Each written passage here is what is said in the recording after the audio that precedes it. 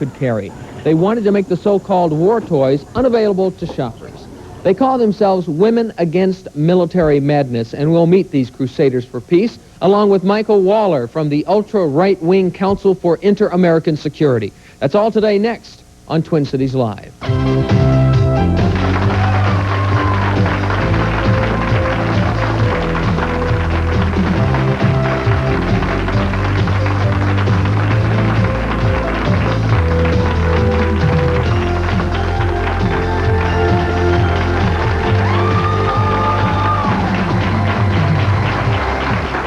Good morning, and welcome to Twin Cities Live. Today we're going to talk about an organization that we've heard an awful lot about, WAMM, Women Against Military Madness. They've been on the local news for quite some time now, and especially over the past week or so. First of all, let's talk to Deborah Clemmensen, who is a member of Women Against Military Madness, and about the incident at the Target store as far as going in and buying toys and war toys. And first of all, what is a war toy? We call a war toy a toy that encourages kids to play in a violent way, that encourages kids to think of the world in terms of all good people and versus all evil people, and one that encourages disrespect for people who are different than I am. And war toys are the kinds of toys that will generate aggression in kids' play, and the kind of toys that will generate what we consider racist and sexist stereotypes in play. G.I. Joe, Rambo, that G.I. sort of thing. Joe, They brought a Rambo. little example, if we could get a shot of this toy, and it's, what is it called? This is called American Defense. Now, what's dangerous about this toy? Well, let me tell you a little bit about the American Defense toy. This toy is manufactured by the Kmart Corporation and also marketed by the Kmart Corporation. It's part of a line of 8 or 10 American Defense toys, and the heading on the toy, and a lot of times you have to read the materials that are on the toy boxes to understand what the toys are all about. It says American Defense, headed up by the Super 8 Attack Squad. American Defense is number 1. These kinds of toys glorify war. They begin to bring militarism into the realm of kids' fantasy play and role-playing, and make it kind of an inevitable consequence. Why do you think kids like toys such as G.I. Joe and Rambo, American Defense? Why do they buy them? I think it's a because really I good don't question. think a small child probably doesn't really think that much about war or that sort of thing. So why do kids get into this? Right. I think that kids normally like to have toys that allow them to be action-oriented, and I think the toy companies call these action toys. It's a euphemism for war toys. And action toys allow kids to play with great energy and enthusiasm, and I think that's a part of normal childhood development. You've used some unusual methods to try to get your point across, including the... we call them creative. Creative Yes. methods? Okay. Yes. You've used some creative methods. Explain to me why you went in and bought toys off the shelf at Target. That day we had a number of creative activities going on. One of the activities was done by the White Bear Lake Empowerment Group, and that was to go into the store and to make a statement that consumers have power. And one of the ways to make the statement that consumers have power was to actually be a consumer and to buy the toys. And the toys were returned because the group did not want to contribute to the war toy industry by buying and being the end of the year statistics. So let me get this right. You went in, you bought all these toys in front of television cameras and newspaper reporters and everything, and it was on the news. Yes. And then you went back later and returned them. But there's an important point here, is that I don't remember seeing it publicized or that the fact that you returned the toys. What did you even accomplish except for the fact that you got publicity? I think that was well publicized. In fact, I think that's one of the things that people objected to in the news reports that I saw, was that why did these women bother buying the toys if they were going to return them? What did you accomplish? Well, we accomplished... Except for the fact that you went in and used up a lot of time, and that's about it. I mean, what did you actually accomplish by buying the toys and then returning them? Well, we got Bob Bruce to notice us enough to be on the show. I think that one of the reasons we were doing a number of creative things was to draw attention to the issue. We've had a lot of community response. That same day, the group that I represent, Parents for Peaceful Play, was hosting a Peace Festival for Children at the downtown YWCA in Minneapolis. And at that time, what we were trying to do was to demonstrate alternatives to war toys and to violent play by having a festival. But don't you feel that some of the same people that you're trying to reach and trying to went over to your ideas, that you turn them off by doing these sort of things? There's always a risk that any time you make an issue public, that people are going to come down on one side or the other. That maybe you come off to them and say, look at I mean, these people are going a little bit too wild about this. You know, it's all right to voice their opinion, but to go in and cause a ruckus and take these toys out and take them back in, that, you know, I don't know if I want to be associated with them. Doesn't it, in fact, hurt you sometimes, some of your methods? One of the things that we've noticed during the holiday season was that we had an extraordinarily supportive community response, that there may have been some opposition to this particular creative technique, but that by and large, the groups that we talked to were very supportive of the work we were doing. Good morning. You're on Twin Cities Live. Go right ahead. Yes, I'd just like to make a comment. I don't think toys are the answer to kids' behavior. You can give them a Tonka truck, you can give them anything you want. They feel like throwing it, they're going to throw it. You have to... in reading your, I guess, would this be your newsletter? That's the WAMM newsletter. Okay, from December 1986. It says, War is no game. G.I. Joe is the #1 selling toy in America. A whole generation of children are experiencing the joys of combat, the thrills of hatred and fear, the satisfaction of killing. War is okay now. A whole generation of parents are denying the terror of war, the reality of combat, the sick smell of fear. Now, personally, I'll admit it. I mean, I had a G.I. Joe doll when I was a young lad. And I don't think that it turned me into a hateful human being that loves war or loves death or pain. I don't know if children really care, just as long as they have something to play with, and they, you know, are always, little boys, I think, are always going to go out and go and throw dirt up in the air. I mean, is it really that big of a problem? Two things to respond to you, Bob. One of the things is that we don't pretend to know that playing with war toys is going to generate violent behavior in adults. We don't know that. We know that in the short term, it certainly generates a lot of aggressive behavior. This is why preschool teachers and early elementary teachers don't allow war toys in their classrooms. I don't think it's because they're all pacifists. I think it's because they know the kind of play that this will engender, and the research supports them. What we object to is the value system that these toys communicate to kids, and we object to the fact that they're going to use them in their fantasy play, that they're going to use them in their role modeling, and play is children's work. Okay, go ahead. I'd like to make a comment regarding success. There was a doll that Coleco Industry was making along with its Rambo doll series, which was a doll that was called Nomad.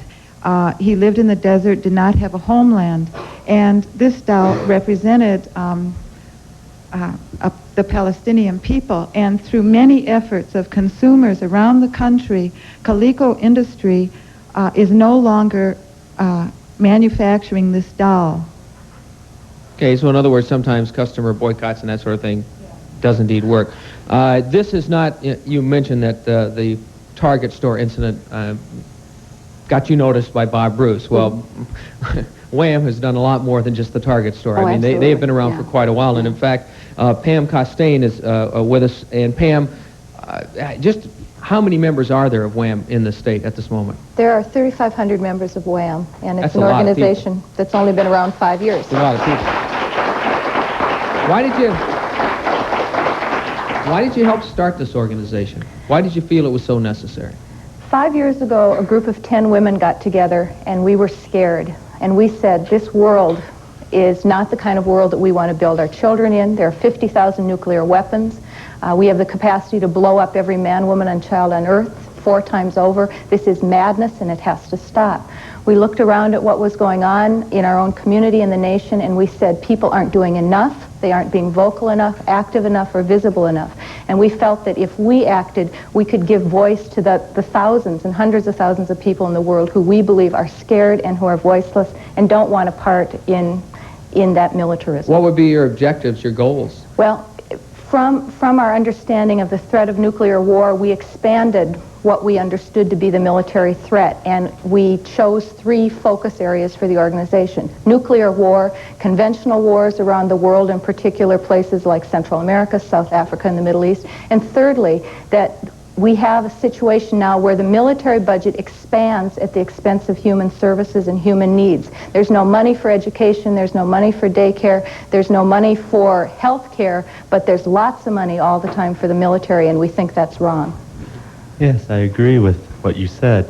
I like to make the point that people usually don't fight if they're well off. And if more and more spending on nuclear weapons will eventually, I think, cause the standard of living to go down and therefore make war more likely. It's not Russia that's going to take us over. It's deterioration of our standard of living in this country that's going to cause the downfall of this country. Another thing I want to make a point is we have so many nuclear weapons.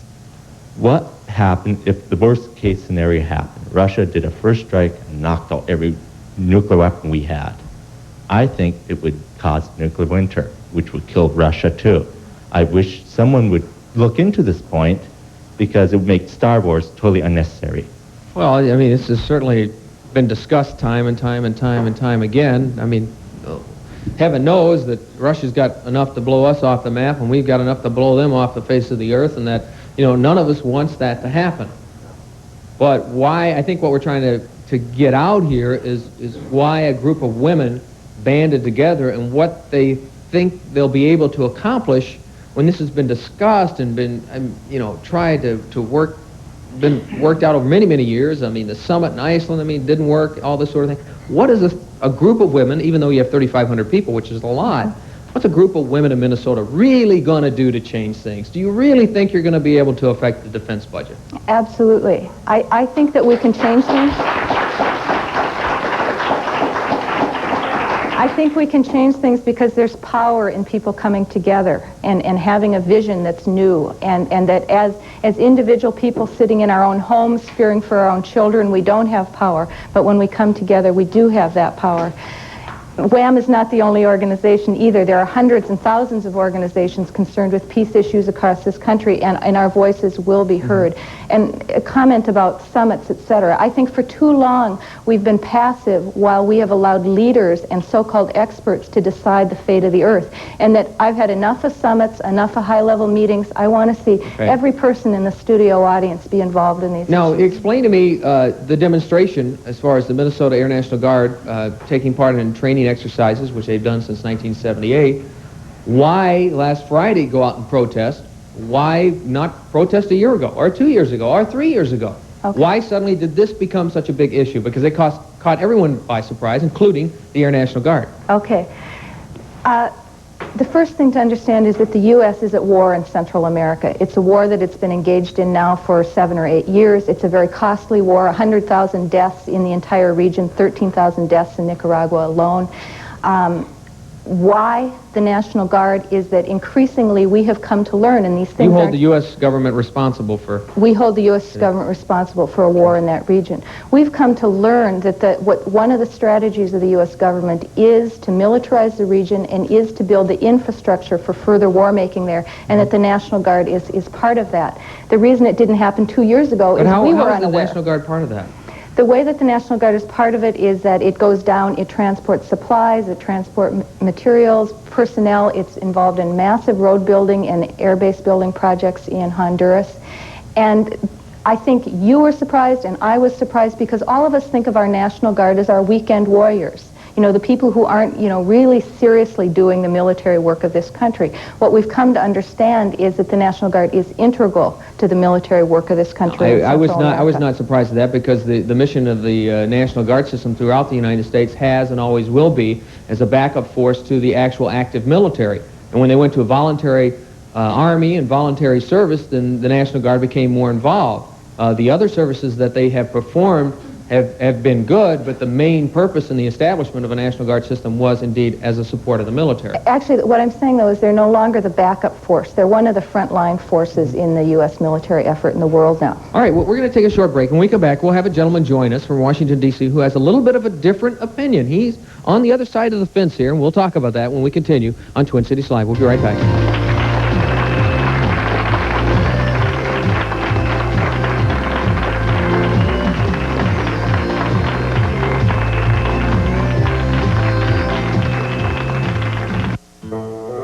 Every winter day, a ritual takes place in homes, bundling up kids to go outside. But no amount of bundling can stop the cold completely.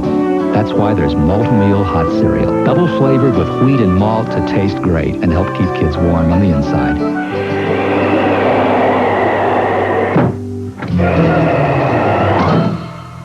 I think I I need some more Malt-O-Meal. Bundle up on the inside with Malt-O-Meal hot cereal. Time takes you beyond the news. Time flies, and you are there. Time cries, and lets you care. You understand the world we share. When you read Time each week, you know more. You understand. Throughout your world, throughout your land, Time puts it all right in your hand. Read Time and understand. See these? They're all Colombian coffee beans on their way to America. Picked by hand, they're like no other beans in the world. That's why Hills Brothers is introducing new 100% Colombian coffee, so you can enjoy the flavor of this most unique bean. Yes, they're all going to America, but only these are going to Hills Brothers. You know how picky we are. New 100% Colombian coffee. Why make 2 trips? And why wait? At LensCrafters, you can have quality eyeglasses in about an hour. Even tough prescriptions like trifocals and bifocals. Listen. I've gotten bifocals, and I've gotten less than an hour. Less than 45 minutes. 50 to 55 minutes. It was fast, but it wasn't rushed. Why make 2 trips? LensCrafters, now in Southdale Mall, lower level near Donaldson's.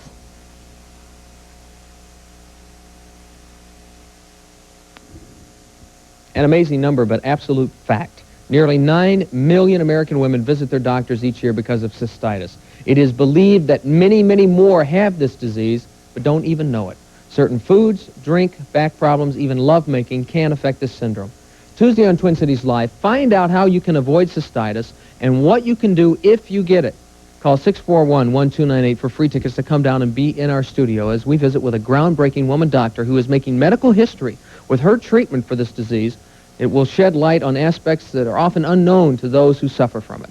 Call 641-1298 to reserve your seats for Tuesday's Twin Cities Live show and find out about cystitis.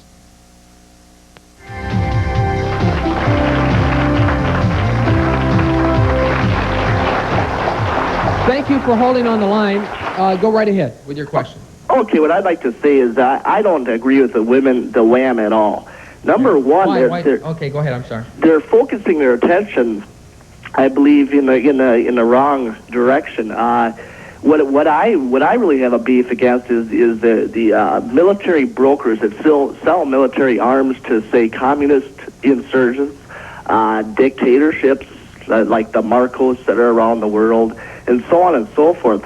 What I believe is we should start really trying to get down on these guys and stop that sort of stuff. And sending our National Guardsmen down to Central America is a very valid reason to do that. Number one is that'd be invaluable training for our so-called weekend warriors. I used to be in the Army, and let me tell you, that type of training is invaluable. And, you know, Well, of course, I mean, that's your opinion as far as where they should focus their attention. You obviously... Go ahead, Pam. Just in terms of arms sales, I agree we need to get the arms sales people under control, but the U.S. is a major arms sailor in the world. So if we're talking about getting under control, let's get our own government under control. We sell arms to everybody around the world. Okay, but ma'am, we do have our own government under control. We do have our own government under control with the Congress, the Senate. There's a number of look right now. If we don't have under control, what about the Iran issue? Yeah, I mean, well, you could argue the Iran issue about whether or not we have our government. And I agree with President Reagan 100%. We got to start trying to, you know, the hostages' families were telling the president that we must get their people out of there. The media was right along with them. A number of the public were, and he did it. And now look what they're doing to him.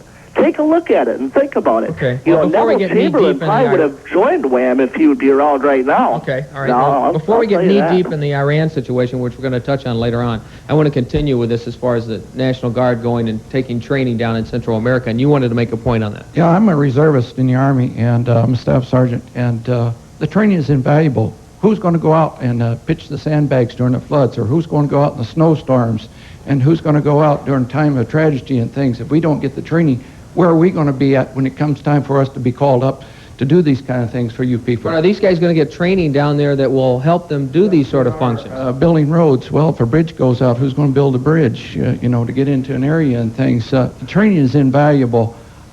We don't go out and play that kind of war games as people think we do. We do actually do training of building things and doing things. It's not just war games. I fire my rifle maybe once a year. You know, how much training is that in a weapon? Most of our training is doing with our equipment.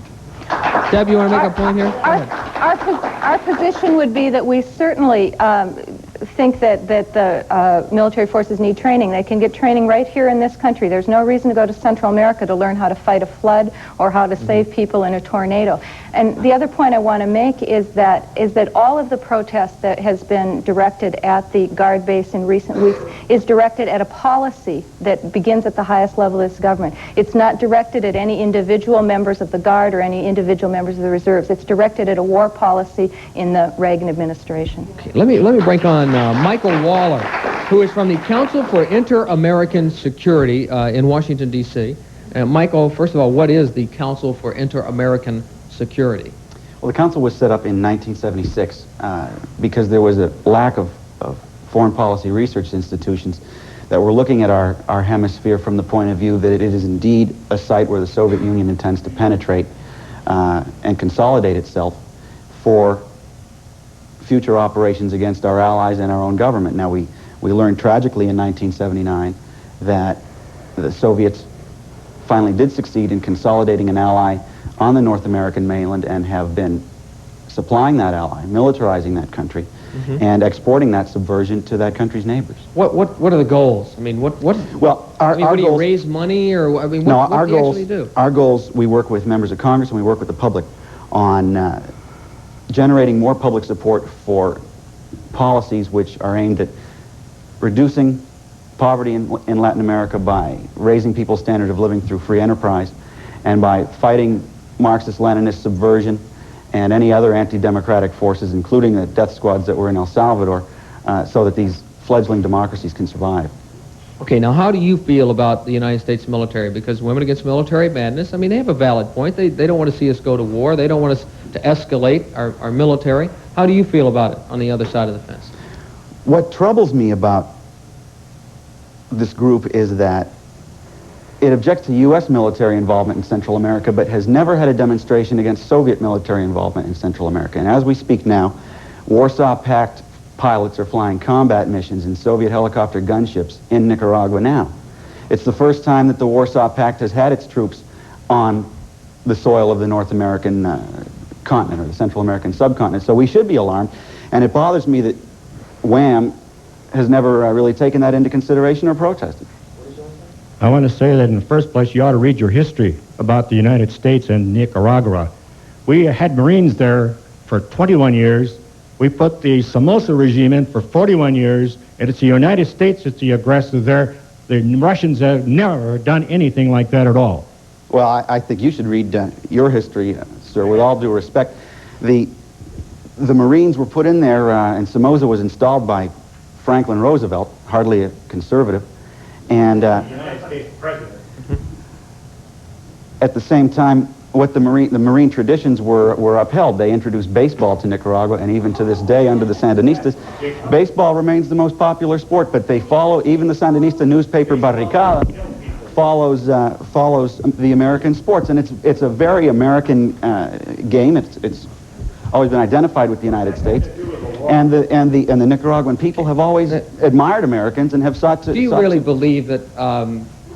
Your organization, they really believe that these small countries in Central America, if the United States ended its involvement tomorrow, that Central America would just like that go communist? Not tomorrow, and not just like that, but if we don't support our allies who are being attacked by paramilitary organizations financed by the Soviet Union, trained by the Soviet bloc, then indeed, we can't expect anything different. How do you feel about this? Well, I think Mr. Waller and I see the world very differently. Perhaps we have very opposite views of the world. First of all, the problem in Central America, as is the problem in the developing world in general, is hunger, poverty, disease, and children, the majority of children born in those nations dying before they reach the age of 5. That is the cause of social unrest. That is why people fight, and that's why people are willing to die for causes. In those countries, revolution is inevitable, social revolution is inevitable, because there are very many people who are suffering very much while very few people own all of the wealth in those countries. Unfortunately, and I wish I could say this weren't so, in the vast majority of cases, it's the United States government which allies itself with the rich against the poor. And so inevitably, when social revolutions occur, we are in a situation where the vast majority of the people perceive us to be the enemy. Furthermore, I would say that the Soviet Union has no bases in Central America, while the United States has military bases all over the region. And the United States is the aggressor in that region, not the Soviet Union. So the Soviet Union's there preserving human rights in Nicaragua. We have to accept the fact that indigenous revolutions occur because of real situations in those countries. Yeah, well, first of all, the Sandinista government was offered military aid by President Carter. They turned it down. They wanted immediately to align themselves with Cuba and the USSR. Nicaragua is the most militarized society besides Cuba in Latin America today, not because the U.S. was hostile from the beginning, but because the leaders of the country, who are ideological Marxist-Leninists, sought to help the vanguard of world revolution against the United States by allowing themselves to be used by the Soviet Union for advances against its neighbors. What do you see the Soviet Union's main goal? I'm sorry, Michael. Mr. Bruce. Well, He's factually wrong. Look at their. He is factually wrong, and I would like to present some. Correct me. Okay, President Carter did have some money in the pipeline going to the Somoza dictatorship when the revolution occurred. That money was supposed to continue to the new Nicaragua. It never did. Nicaragua has never received any aid from the United States, and unfortunately, they would like I would like to finish my point. I listened to you. That Nicaragua would like relations with the United States, would like trade relationships, and would like aid relationships with the United States. And the reason that it doesn't is because the Reagan administration has a hostile attitude toward the country. They have a trade embargo against the country, and it's simply false that they have said that they don't want aid. Furthermore, Mr. Waller keeps talking about our allies. Our allies, France, West Germany, Sweden, Norway, all have relations, all have trade relations. Canada has trade relations. And so if we're talking about our allies, let's see what they really do in Nicaragua. Well, first of all, the United States tried to be friendly with the Sandinista revolution when in September 1979, Daniel Ortega visited Washington, and President Carter offered a military aid and military training in Panama. They refused that. They did accept $118 million in economic and humanitarian aid, which the United States did send to the Sandinistas, with the hopes that the Sandinistas would indeed carry out the democratic reforms they promised in '79. However, they didn't. They harassed the opposition newspapers. They harassed opposition politicians. They harassed three different members of their junta, two of whom happened to have been ideologically socialist in orientation, by no means conservative. They kicked them. They forced them to leave the junta. They're now exiled from the country, and now those folks are the leaders of the Contras. To say that. Can I interrupt you here, Michael, for a second? Sure. I mean, for just an average person, this is confusing. I mean, this is confusing. Women Against Military Madness make a very good point. You make a very good point. Who are we to believe? Well, I'd listen to what the Sandinistas say themselves. I hear someone behind me said, believe the facts, but how do we know what the facts really are? I think you well, you asked me the question, so I'd like to answer it. Just look at what the Soviets have done and said in Central America. They've militarized the country.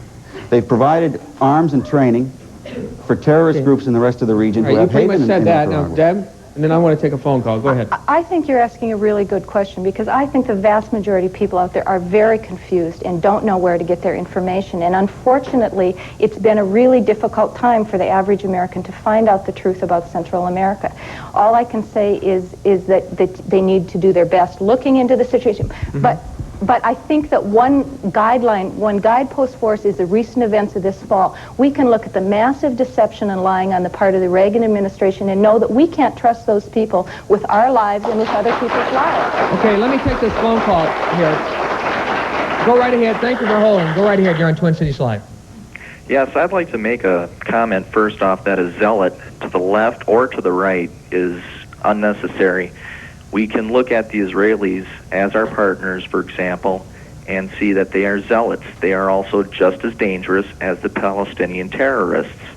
But I guess my question to direct it towards the WAMM members is, when is an incident worth military intervention?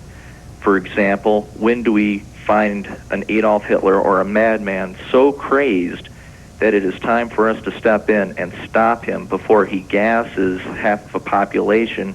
Or even look at Cambodia, where Prince Sihanouk asked for the Nixon administration to actually bomb his own country to prevent the Khmer Rouge from coming into power. Mm-hmm. Are there any instances, Deb, where the United States, your organization, that you believe the United States should get involved? I mean, there have to be sometimes, I would think, that we would have to intervene in some fashion, such as he mentions the Cambodia situation. Our group is called Women Against Military Madness. Our group is not called Women Against Military. I think that the position that we would take is that situations have to be viewed. Is that a problem for your organization, that people feel that you're against, that you don't want any military at all? And I don't know. I imagine there are some people in the public who would perceive us that way. I think that what we are for is more important, or as important as what we are against. We are for human relationships that encourage respect among nations, respect among differences, other kinds of conflict resolution than the military solution. The military solution is a quick fix that our government has adopted for far too long. And we will continue in just a moment.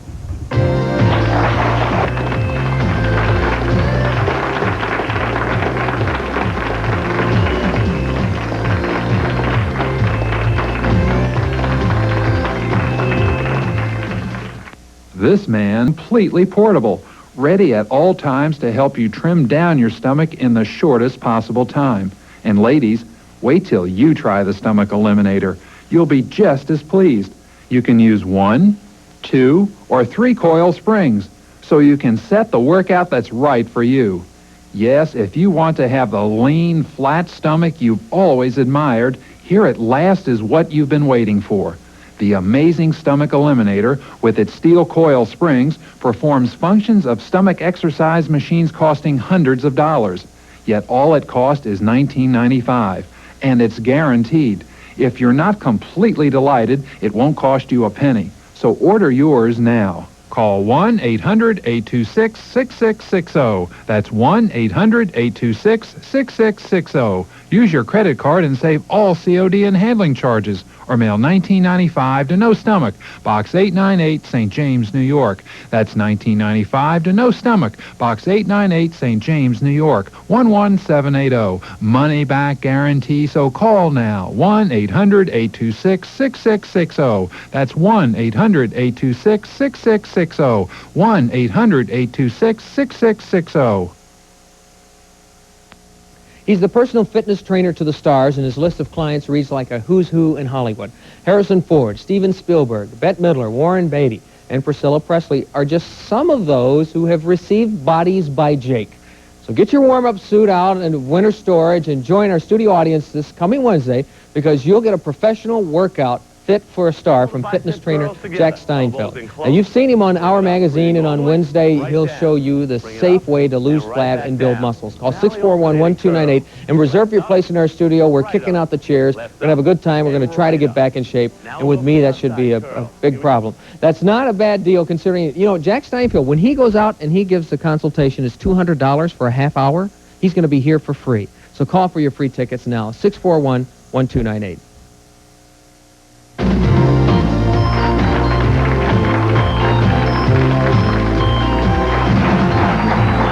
Now, I talked a little bit about it, confusion. Can the Contras win? Will they not win? Do they have a chance? Michael, can the Contras win? Yes, they can, provided they receive continued support from the United States and private groups helping them. Now, my question to Pam is, do we really want the Contras to win? We certainly don't want the Contras to win. They're a band of thugs and terrorists. They rape civilians, they terrorize Nicaraguan civilians, kill teachers, healthcare workers, and furthermore, they cannot win. No matter how much money you throw at a corrupt army band, they can't win. And the only way that we'll win, if you want to call it winning in Nicaragua, is the introduction of American troops and more loss of lives. Okay, let me take this call. Good morning. You're on Twin Cities Live. Go right ahead. Hello. Yes, go ahead. Hello. I'd just like to make a couple of comments. First of all, I don't think it's the American military intervention, but the Marxist government's intervention and withholding supplies from the people that caused the starvation, the disease, and the social unrest. And they're trying to suppress the people's uprising against the Marxist regime. And second of all, I'd like to mention that I think it's the parents' and the teachers' responsibilities to train the children properly and to not scare them with military madness. Yes, there is nuclear warfare. That's possible, and we need to control that. But I think by the parents and the teachers constantly reminding and instilling this fear in the children, that causes more fear in them than the war toys. In other words, we could do more damage just by reminding them of it, because this is a problem amongst young people, the threat of nuclear war. I'd like to respond to that. One of the things that we've found in working with young people is that knowledge is power for them, and that what is scary for young people is not having the opportunity to talk about their fears and to work it out. We've also found that young people are real willing to do something about it, and that just the act of writing a letter or organizing or talking to friends gives them a sense that something can be done, that it's not inevitable that there will be a war or nuclear war. Bob, I'm like Pam, one of the 10 women that have been in WAMM since the beginning, and I wanted to clear up something about the organization that came to mind when you asked that specific question of how, when, and where we should intervene. And WAMM is an organization of women, not lemmings. You know, we are a bunch of people that have different degrees and ideas about specific issues. And they range from myself as a pacifist, and I would answer that question one way, to other people that might have a very different answer. It seems that there are some situations of U.S.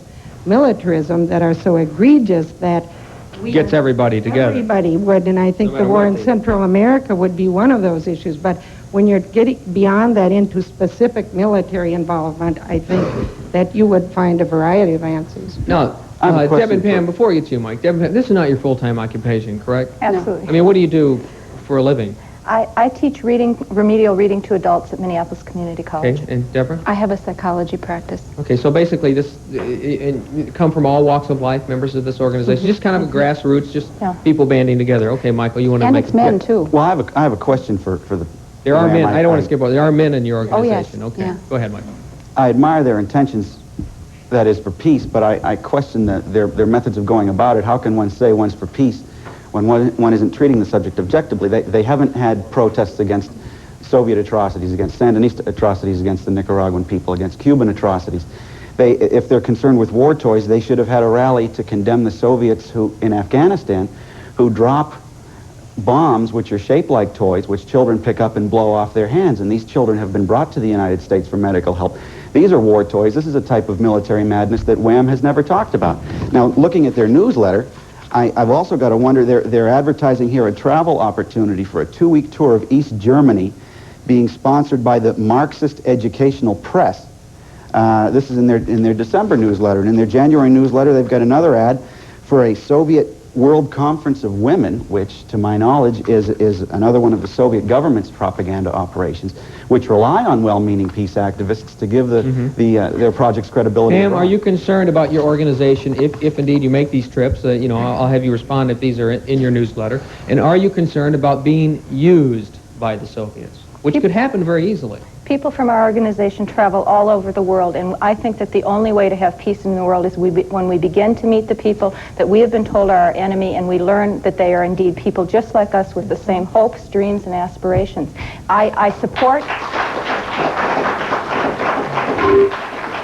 I don't feel that we have to apologize for encouraging people to go to the Soviet Union. I encourage people to go all over the world and to meet and understand other people. Yes, I'd like to ask Mr. Waller, by whom is your organization funded in Washington?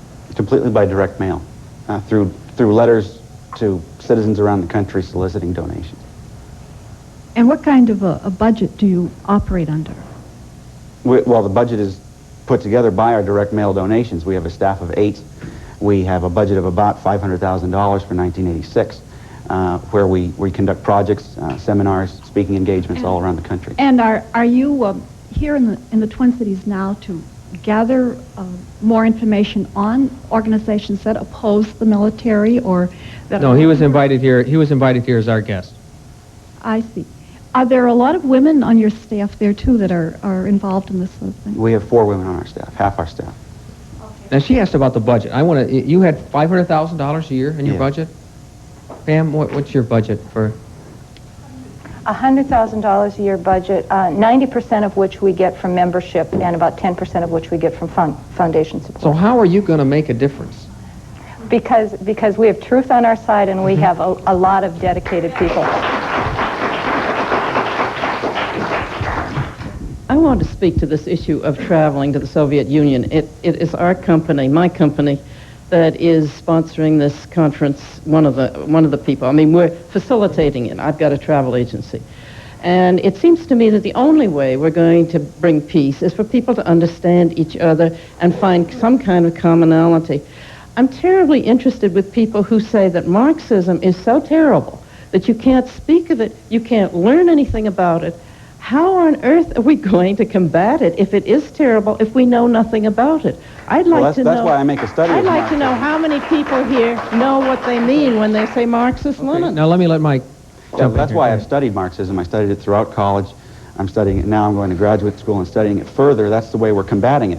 One way the Marxist-Leninists or the Soviets have been able to gain the support of well-meaning Westerners who really do want peace was originally through the Comintern in the 30s, and then by sponsoring peace groups here to go to the Soviet Union, talk with other people. But in reality, the conferences are controlled. They're run by the Soviet government. Any operation run by the Soviet government is automatically run by the Soviet But don't you think that there are Well, probably some things that the United States government, when they bring not groups over- private groups. You can't have a private tour of the Soviet Union. You can't have a private tour of Cuba. It's all government controlled. And like when Vice President Wallace went... Let me... You're the only one who isn't naive. No, we I'm sure there are can't some see people in the through audience. things like that. I think the American people are pretty sharp and pretty smart. As a matter of fact, it's been our experience, they're a little too gun-shy. They're scared that they might be co-opted by other governments. Now they're beginning to find out it was their own government. Well, why is Okay, we got to take a break. We'll be right back. We'll continue in just a moment. We'll be back.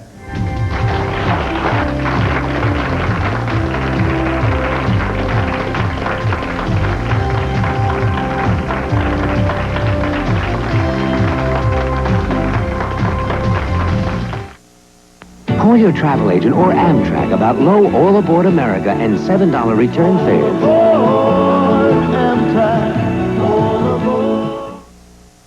Ma, we didn't invite you here to clean the kitchen. I don't mind. At least take another paper towel. We've been using that one for half an hour. It's perfectly fine. Ma, it's disposable. But it's still good. Bolt is so strong and so sturdy that in tests, it actually stood up to a washing machine. Here's Scott Towels. Here's Bounty. And here's Bolt. Drop it, Ma. It's still good. Drop it. It's still good. Drop it. Bolt, the super strong and sturdy paper towel.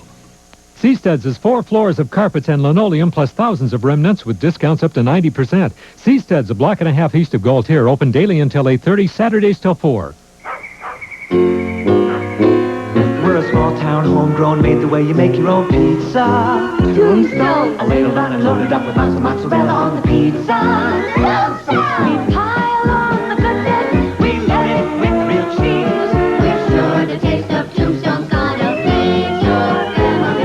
We're a small town, homegrown, made the way you make your own pizza. Tombstone, made the way you make your very own. Tombstone.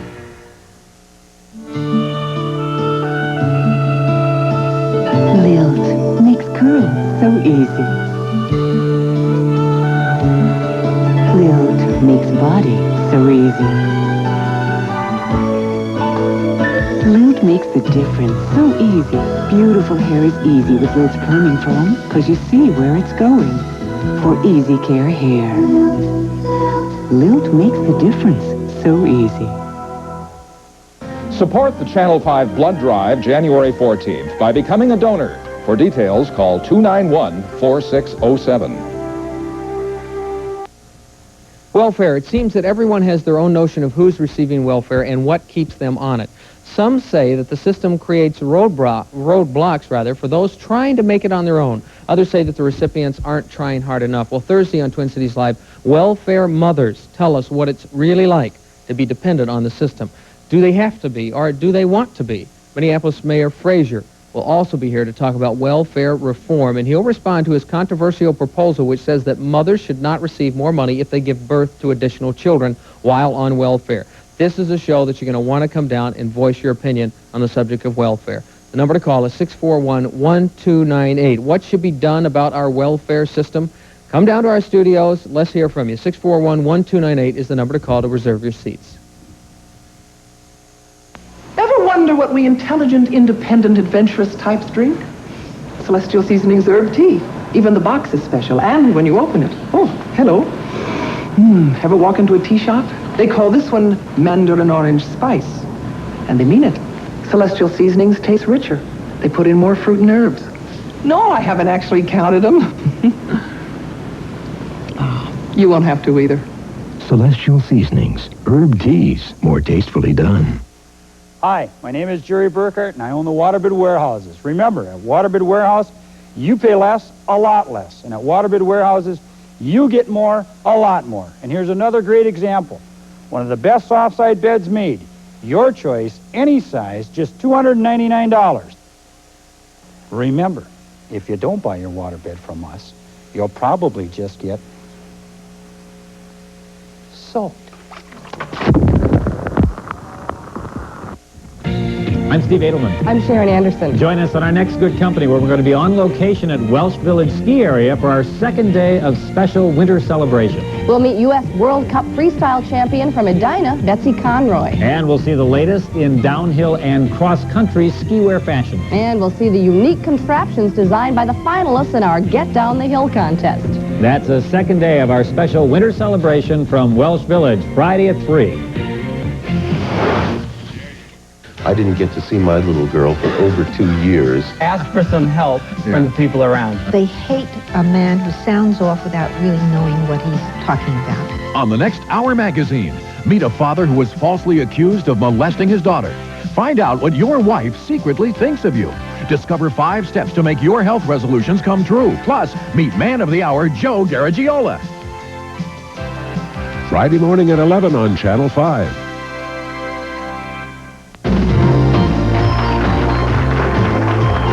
Welcome back to Twin Cities Live. We're talking with 2 members of Women Against Military Madness and Michael Waller, who's from the Council for Inter-American Security. Pam, let me ask you, why do you not, because Michael's brought this point up many times throughout this program, why do you not demonstrate against the Soviet Union and many of the military madness that they perpetuate around the world? Okay.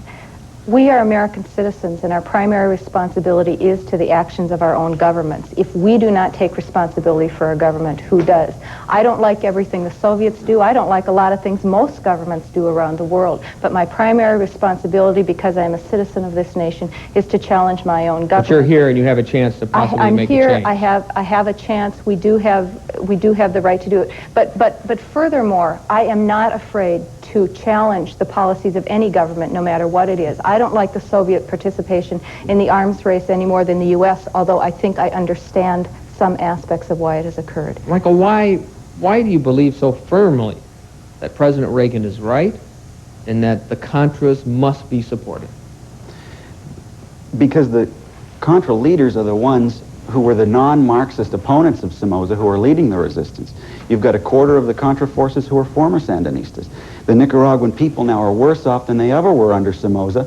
The government is more corrupt than Somoza. The Sandinista leaders have taken Somoza's wealth for themselves, and they've invited in foreigners, Palestinians, Libyans, Soviets, Bulgarians, to run the country for them. I would like Mr. Waller to clarify the connections between his organization, which is a private organization, and the Unification Church, that is the Moonies. And are his offices not based in a building owned by the Unification Church? Could he clarify that point? No, we're not in a building owned by them. We've received no money from them, and we're not affiliated with them in any way. Okay. Good morning. You're on Twin Cities Live. Go right ahead. Yeah, I had been a Department of Defense police officer at the Air Base 2 years ago when the protesters had showed up.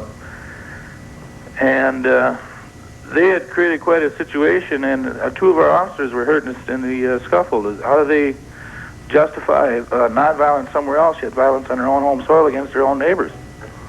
some of the demonstrations, climbing over fences, that sort of thing, could possibly result in violence. He says in this particular instance, it did.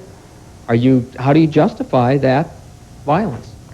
I don't know the incident that the gentleman calling is referring to. I do know that we take part in protest in a completely nonviolent manner, that we train very extensively our people in nonviolence, and that in any kind of conflict situation there is the potential for violence, but we would say it's the violence inherent in this society that causes that potential conflict, but that we maintain an absolute attitude of nonviolence. Did you not, some of your members, try to climb over the fence in your demonstration? I have tried to climb over the fence. Wouldn't that not be purposely setting up a conflict with police officers?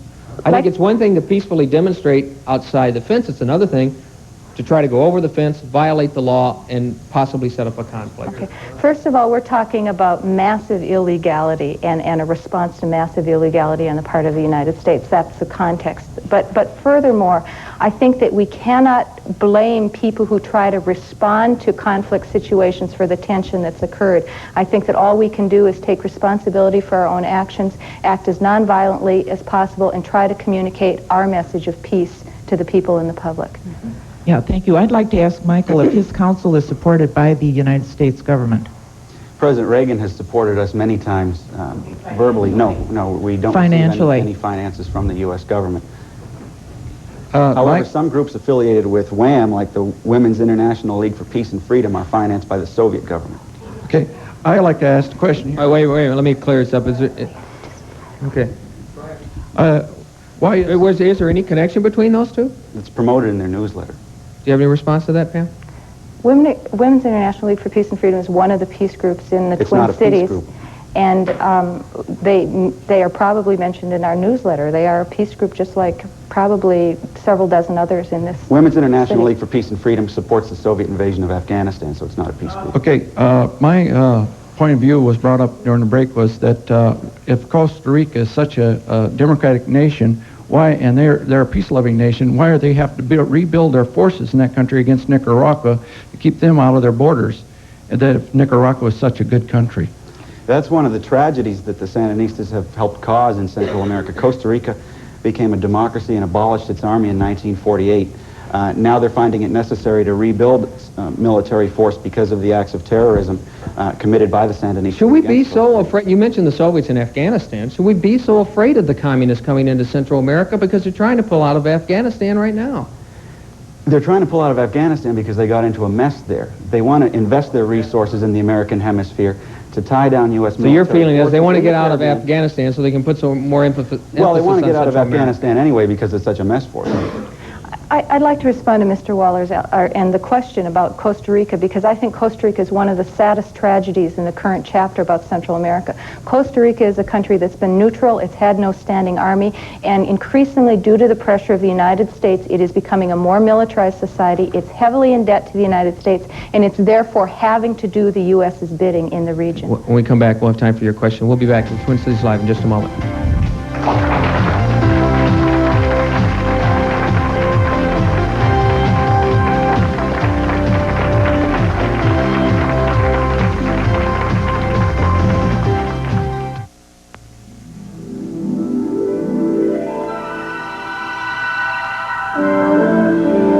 Nature's miracles, the most spectacular is the butterfly.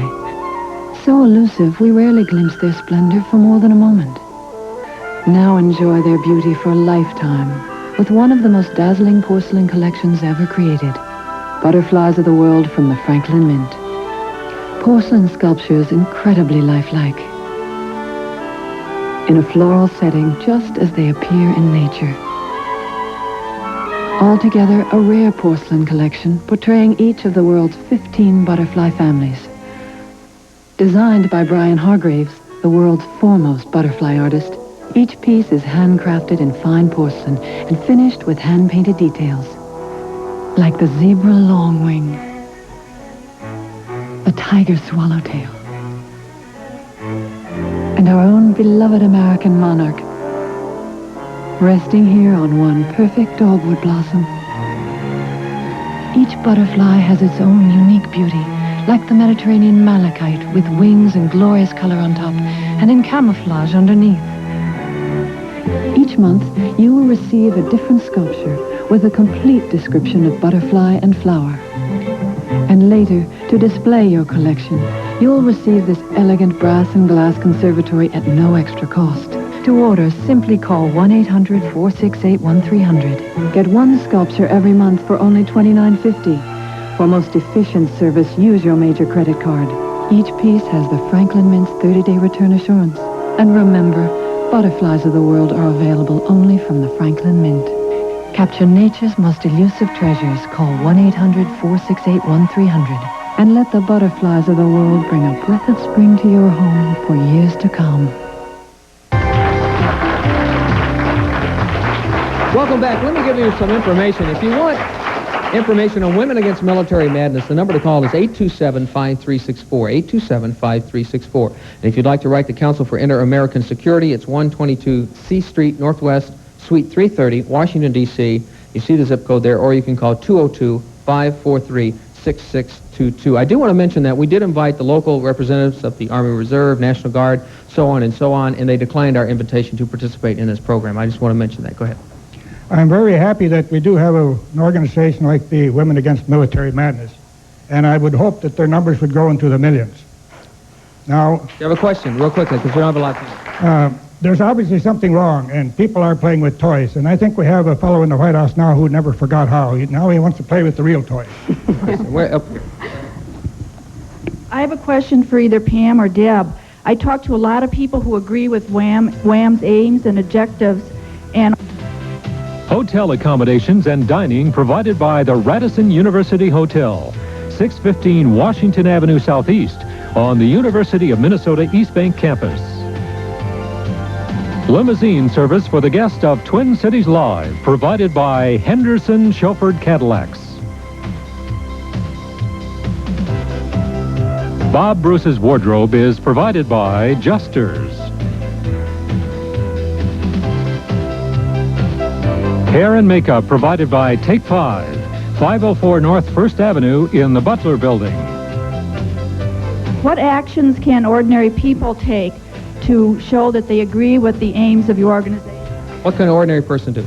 I think an ordinary person can make your views known to your congresspeople, to the president. I think ordinary people can organize. WAMM has lots of empowerment groups. I think that you need to get involved. You need to talk to people and get involved.